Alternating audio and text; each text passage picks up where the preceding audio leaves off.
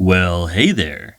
When I was breaking down the Barbie movie, I'll admit to some mild confusion in the first act. I felt like something was missing. It took me a few days to figure out what it might be. But I do believe that America Ferrera's Gloria had a couple scenes cut from the movie. By all rights, Barbie's line asking if anyone else thought about death should have been the brand new something, or the inciting incident. The scenes that follow it play into this assumption. However, something seems to have recontextualized the entire first act, and I think Gloria's arc was supposed to include her boss, Will Ferrell, but was taken out. It's difficult to know why this might be true. However, this does create a sense of mystery about who Barbie's owner truly is. We're kept in Barbie's perspective as she learns the truth. But did the movie really need that gotcha moment? Wouldn't we all have benefited from more America Ferrera on screen? This is a director's cut I look forward to checking out. Now let's get to the breakdown. For a detailed explanation of the rules for each segment, please check out my primer video about the 29-point story structure, found in the description below. We start with a conflicted protagonist. The narrator introduces Barbie's inner conflict as the disparity between expectations and reality. This is touched on with the dawn of the Barbie doll, and how it sparked the revolution from mothers-to-be into free-range girls with agency. Or rather, that's what was supposed to happen. Barbie's situation is the impossibly idyllic Barbie land. It's almost like a reverse Neverland, where little girls escape into for the purposes of empowerment and a balanced adulthood. But the doll-playing physics that underpin Barbie Land hint to a larger controlling situation, the real world. And of course, Barbie's personality is exactly as bright and plastic as we could expect, complete with her enduring imagination. We continue into the status quo. The narrator treats any discounted doll as second class, and even our perfect Barbie generally avoids this group. So clearly, the cracks in this idyllic world are already beginning to show. But more specific to our protagonist, becoming discontinued and irrelevant is a real threat. This is built on throughout our tour of Barbie Land. It's immediately obvious that Barbie doesn't actually do anything, except lead an impossibly perfect life. She is surrounded by women who are smarter and better trained than her at literally everything. She does not fit into her own world because she lacks a purpose. Then we meet Ken. He too lacks a purpose, but so does every other Ken doll, so a culture of insecurity has begun to fester. His journey will run parallel to Barbie's, yet with the added twist of him not having any role models, who are like him, for him to look up to. He will battle self-worth issues from a perspective opposite of Barbie's. We arrive at a brand new something. Someone's fantasy is about to get wrecked. In this case, Ken gets a reality check about the limitations of his abilities and the world he lives in. This leads us into old versus new. Ken suffers humiliation in front of the other Kens, deepening his insecurities from just moments before. We also get a peek at his whiny private personality, a sharp contrast to the bravado of his public personality. Ken's one-dimensional existence as Beach Ken means that they're all just a breeding ground for toxic competition. We accept Barbie's invitation to check out Barbie Land's nightlife. Everything is pointedly inclusive, allowing discontinued dolls, read second-class citizens, to participate in the fun as equals. Designated roles are left in everyone's day life, because here it's all about choreography and togetherness. This contrasts against Ken culture, which is growing more toxic now that they're around each other again. Our Ken, additionally, is more desperate than ever to not look weak in public. But to his chagrin, the competition is fierce. We continue into Something's Amiss. Barbie blurts out some existential dread at an inappropriate moment. She discovers that no one knows what she's talking about, and she isn't able to shake it off as easily as everyone around her. Ken's private personality is explored further after Barbie directly rejects him, revealing that he's more trouble than we expected. As he's walking away, he begins to reimagine the entire conversation in a way that places himself in total control. Not even in his solitude can he manage his own self-worth. Then we explore how Barbie's newfound existential terror is disconnecting her from her perfect world. Everything is going wrong, but only for her. And when she can no longer hide these perceived imperfections, the other Barbies begin to treat her like an outsider. This rattles her sense of exclusion and irrelevance. We continue into a clarified objective. Weird Barbie explains the doll little girl emotional connection, revealing that Barbie is suffering from someone else's existential dread, not her own. Her mission is to find that little girl in the real world and simply cheer her up. That is obviously not the climax of the movie. Then we move along to set the stage. Weird Barbie's directions to get to the real world perfectly encapsulates the Barbie-centric comic absurdity of this world and its logic. She explains the stakes at the heart of the mission. Even when the mission ramps up and changes later on, the stakes remain the same. The continued decay of Barbieland and the spread of cellulites. Ken full-out lies to another Ken, reminding us of not only the toxic culture of the Kens, but his own desperation to recover from the public humiliation at the beach and the private humiliation of her rejection. That directly contrasts against the supreme naivete of the Barbies, at least in regards to anything outside of their idyllic lives. This will be a constant theme as our Barbie navigates the real world. And of course, this is all about the dual journeys of Barbie and Ken, which are dictated by their vastly different stations in life. So here we get another taste of that dynamic in how they both operate. Then we arrive at the story begins. Barbie and Ken experience the real world for the first time, and its undertones of sex and violence are immediately jarring to our main characters, but for completely different reasons. Oh shit.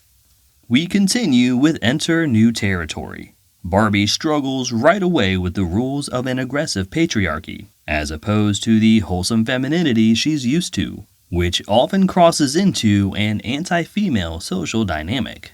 Then she and Ken learn the physical rules of the real world, and how easily it is to get arrested and booked. All Ken had to do was stand beside a physical assault, and now he has a mugshot. Brutal. Nevertheless, this places the expectation on them both to try harder and blend in. And Ken discovers more of the patriarchy on his own. It empowers him to see men doing the jobs that so many specialized Barbies used to do, and this embeds the expectation of making Barbieland reflect his own image. His trajectory will explore the fatal errors of egocentric control, the imbalance of power, and make-believe victimhood.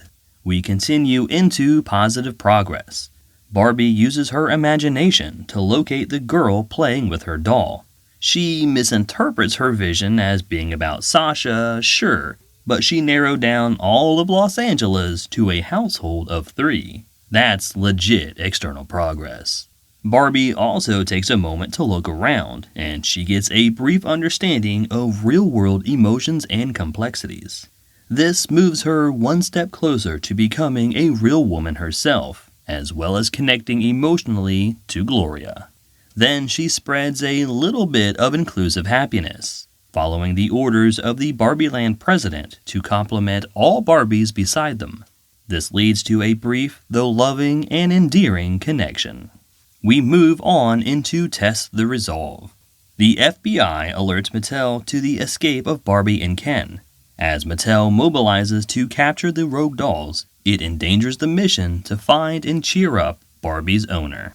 We meet Gloria and her design for irrepressible thoughts of death Barbie, meaning that our Barbie is looking for the wrong girl and headed in the wrong direction, and with time running short. And the leadership of Mattel is revealed as a well-adapted patriarchy, one with no clue about female agency. They have twisted Barbie's message of empowerment into modes of control, just another way to shape the personalities of women to a patriarchal substandard. Also, it's nice to see that as Will Ferrell gets older, he's just turning into Mel Brooks. I support this. We continue into Trials and Tribulations. Barbie's existential terror is identified as anxiety. Somehow, in this instance, giving it a name does not make it easier to deal with. Also, the mention of this specifically grown-up and adult issue links her with Gloria, not Sasha. Then, Barbie is dressed down and insulted by a teenage girl who inherited a society rife with corruption and evil. Sasha sees Barbie as a mascot of that soulless enterprise, and based on what we saw in Mattel, she's not wrong. Ken discovers literature all about the patriarchy and horses. This promises to push his sense of entitlement and his fear of looking weak into a power-grabbing fetish.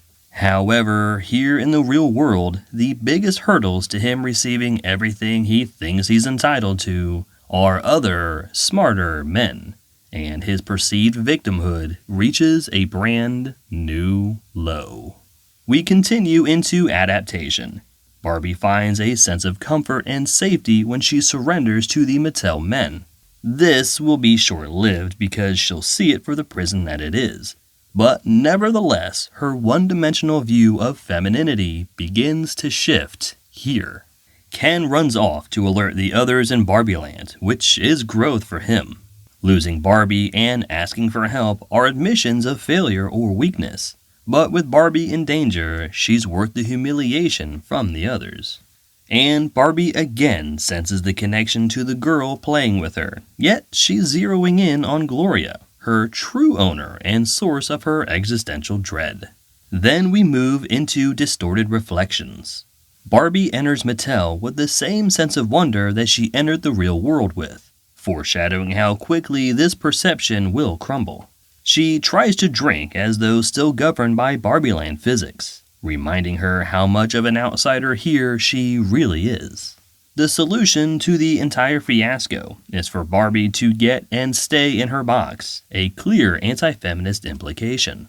But it also highlights what made Barbieland appear so idyllic. Every version of Barbie pretty much stayed in the box she was designed for, just accepting their appointed roles in society. Ken makes the return trip to Barbieland all by himself this time. This shows that he is capable of doing all the same things as Barbie, if only he could find the internal motivation. Barbie runs from the Barbieland lifestyle. This contrasts against her blissful acceptance of it in the first act, and perfectly demonstrates how disillusioned she's becoming about everything. She escapes the real world back into a fantasy, whereas before she had escaped a fantasy to get into the real world, all the while falling deeper down the rabbit hole. Then we arrive at the one-way gate. Ruth enigmatically reveals that women, quote-unquote, do more than just work here, which is visibly a massive comfort to Barbie's existential fears of irrelevance and death. We move into the hard truths. For Barbie's internal truth, Ruth provides a glimpse at something she didn't think possible, a strong yet calm female presence who has aged with love and happiness. She sees herself reflected in Ruth's eyes, even if she doesn't fully understand why just yet. And I could be mistaken, but I think the appearance of Ruth and the tea party is something we've seen earlier. Remember this little girl? When the age of Barbie dawned, she trashed her tea party with her baby doll. Was this Ruth? Or rather, was this the visualization of Ruth's internal triumph upon inventing Barbie? These are the only two tea parties in the movie, suggesting they might be related. No? For Barbie's external truth, she finally crosses paths with Gloria, and it's immediately spelled out that the two have been connected for much longer than they thought. Then we keep moving into an empty victory. Weird Barbie theorized that our Barbie was suffering from someone else's dread. And this is confirmed when Gloria admits that her disconnected daughter pushed her into designing life crisis Barbie dolls. However, diagnosing it doesn't actually fix it. That's for the third act. Weird Barbie also gave our Barbie the mission to cheer up the little girl playing with her. And this is obviously accomplished when she offers to take Gloria and Sasha to Barbie Land. However, the growing disconnect between mother and daughter isn't actually repaired. That's for the third act. We shift into Ordeal, Death, Rebirth. For Ordeal, the Mattel men zero in on the entrance to Barbie Land, then make plans to invade in an effort to restore everything to how it was. For Death, Barbie Land has been corrupted by the patriarchy, or, well, Ken's cartoonish entitled version of it. And what's worse, the real world is also becoming flooded with this new line of toys. And for Rebirth, the Mattel CEO takes a surprising stand against the new imbalance of power in Barbie Land. It's a Ken infestation. A Kenfestation. He dedicates himself to stopping it for all the little girls, in the least creepy way possible. Then we enter Reward Seizing the Sword. Gloria also makes the connection between Ken's patriarchy and the outbreak of diseases. She reveals that a natural defense needs to be established.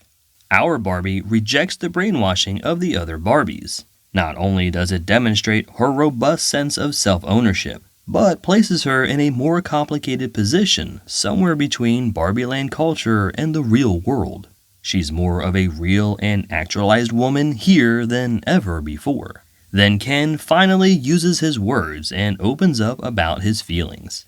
Granted, he just wants things to be as easy for him as he thinks they are for everyone else in power, but still, he used his words. Good for Ken. And now we enter a heavy price. The Kenfestation is spreading around the world, even upending national constitutions in power grabs that are little more than smiling coups. Ken evicts Barbie from her own home, making her kind of homeless. I'm not really sure how all of that works in Barbie Land, to be honest. Aren't all dream houses her dream houses? Anyway, Barbie lashes out at Gloria. She blames another woman for everything going wrong in her own life. This female division only strengthens the patriarchy. We move into Chaos Reigns.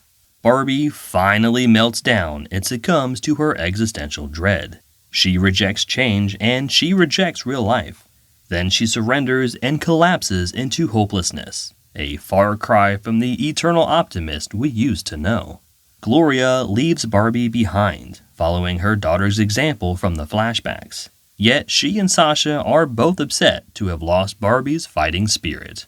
The real world embraces her new persona, as a brand new line of Life Crisis Barbies jump into production. And then Weird Barbie swoops in yet again to rescue Barbie, but she ventures out of her isolation this time, instead of being sought out. We finally reach All Hope is Lost. The Mattel men have nearly descended upon Barbie Land. For all their good intentions about stopping the Kenfestation, they're still just a well-adapted patriarchy. Barbie Land culture may never be the same ever again. Then we move into the rough road back. Mother and daughter bond for a moment as they sing together, then bond a little more as the Kenfestation takes over the airwaves. Alan crumbles under the dude bro lifestyle, revealing himself as an ally to what Barbie Land used to stand for, even if it didn't place him on a pedestal. On any pedestal whatsoever. Sasha embraces the mission to save Barbie, but mostly for what it means to her mother, not really for her own sense of investment in Barbie Land. Barbie draws a parallel to Weird Barbie, guessing that less than ideal experiences from the real world have made them both immune to the Kenfestation. However, they only have an arbitrary 24 hours to stop Ken before Barbie Land is lost forever. And now we enter Return to the Familiar. Gloria rattles off a few more discontinued Ken and Barbie types, which is just a riff on pregnant Barbie and wheelchair Barbie earlier. Helen Mirren's voiceover returns abruptly from the opening, and she provides some meta-commentary about Margot Robbie being ridiculously gorgeous. Barbie confesses to her own inadequacies, which are compounded by so many specialized career versions of herself. This is pretty much just plainly stating her internal disconnect from the beginning. Gloria puts into words the impossibility of being a woman in the real world, the root cause of broad existential trauma, and the tragic dangers of comparing herself to anyone at all, especially Barbie. These are the themes of the movie, spoken aloud in case you missed them. Finally, we see the true combination of emotional intelligence and real-world knowledge begin to shake the Barbies from the Kenfestation. A less plastic version of Barbie Land is beginning to take shape. We move on into Bring It Home. Our Barbie, Gloria, and the team pull off a brain heist to deprogram all the Barbies. Barbie prepares for her face-off with Ken. She talks through her conflicted feelings about hurting him, balancing all aspects of her womanhood. She lures him in using his own ego against him. And somehow, the horse lover doesn't recognize the Trojan horse standing right in front of him. Poor Ken. Then the large-scale operation is revealed to us as every Barbie is working in lockstep with each other. We arrive at the climax. In one cooperative, coordinated moment, every woman flexes her power by so easily pitting the Kens against each other. The toxicity of their competitive natures returns, and the Kenfestation is doomed. We move on into Resurrection. The Kens go to war against the other Kens, who storm the beaches of Barbie Land on K-Day. But then they settle their differences through choreographed dance, because this is still Barbie Land after all, complete with its absurd logic and physics. The Barbies use the easy distraction to restore their lives back to normal. We move on into Returning with the Elixir. We receive confirmation that the Barbies and Barbie Land has returned to its original form. Ken actually achieves some emotional maturity from his defeat, and he even has his feelings kinda sorta validated. The Mattel men check in for a quick affirmation speech. How they went from the journey to Barbie Land, then just scurried out of a door as if in hiding, I really couldn't tell you. It almost feels like Will Ferrell was cut out of the third act, making his executives as pointless as the Knights of Ren turned out to be. Weird Barbie finds acceptance as a normal Barbie, and she embraces her new role in the society that once scorned her. Then Gloria officially pitches her midlife-oriented Barbie designs, which are accepted. Or at least that's what the well-adapted patriarchy in charge of Mattel said, because that part hasn't changed at all, has it? And finally, we arrive at a changed protagonist. Barbie is told her ultimate purpose from the ghost of her creator, Ruth. And if I'm right that Ruth was that little girl who destroyed a tea party, then this is her placing the finishing touches on what she started that day with her original Barbie doll. With the full understanding of what the real world is, Barbie manifests herself as a woman and not a doll. Barbara, now, fully embraces being a woman in the real world with all the same enthusiasm as when she was a Barbie in Barbie Land. She has found a healthy handle on her existential dread and her identity. And that is how the Barbie movie fits perfectly into the 29-point story structure. Even without a handful of deleted scenes that might have recontextualized the first act, the pattern holds true thanks to proper directing and editing. But seriously, Greta, give us a proper director's cut, please. If you enjoyed this video and you'd like to see more content like this, consider subscribing to the channel. Take care of yourselves out there, and I'll talk at you next time.